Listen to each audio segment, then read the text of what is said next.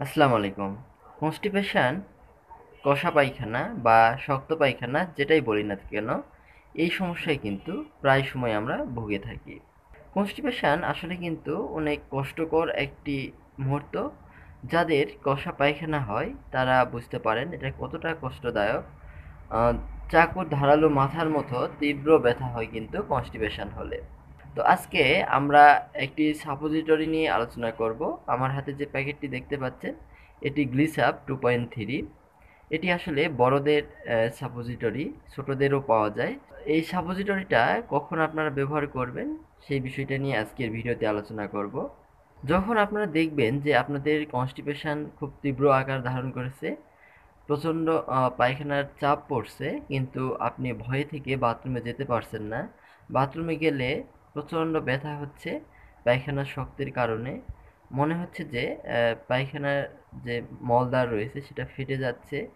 অনেক সময় কিন্তু শক্ত পায়খানার জন্য মলদ্বার ফেটে পায়খানার সাথে রক্তও বের হয়। তো এরকম ক্ষেত্রে কিন্তু এই গ্লিসাপ 2.3 বড়রা ইউজ করতে পারেন। এটা ব্যবহার করার নিয়মটা বলে দেই।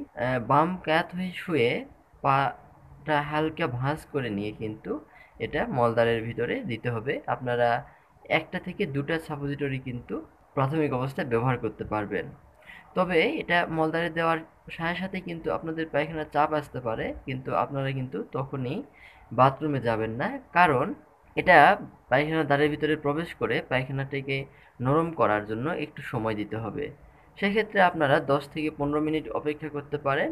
আশা করি তারপর আপনারা যদি বাথরুমে যান আপনারা সহজেই পায়খানা করতে পারবেন। তবে এটা কিন্তু পার্মানেন্ট চিকিৎসা নয়। এটার পাশাপাশি আপনাদের কিন্তু যাতে কনস্টিপেশন না হয় সেই ব্যবস্থাটা গ্রহণ করতে হবে। আপনাদের আঁশ জাতীয় খাবার বেশি করে গ্রহণ করতে হবে। শাক-সবজি এই জাতীয় খাবারগুলো বেশি করে খেতে হবে। ফলমূল বেশি করে খেতে হবে। এরপরেও যদি না হয় তাহলে অবশ্যই কনস্টিপেশনের জন্য কিছু ঔষধ পাওয়া যায়। সেগুলো আপনাদের খেতে হবে ডাক্তারের পরামর্শ নিয়ে। তবে গ্লিসাপ 2.3 এটি যেটি, এটা কিন্তু ওভার দ্য কাউন্টার ড্রাগ। এটা আপনারা ডাক্তারের পরামর্শ ছাড়াই ব্যবহার করতে পারবেন যদি আপনারা কনস্টিপেশনে ভোগেন। তবে দীর্ঘদিন একটানা ব্যবহার না করাই ভালো। যদি আপনাদের নিয়মিত কনস্টিপেশন হতেই থাকে তাহলে কিন্তু অবশ্যই ডাক্তারের পরামর্শ নিতে হবে। তো সকলে ভালো থাকবেন, সুস্থ থাকবেন।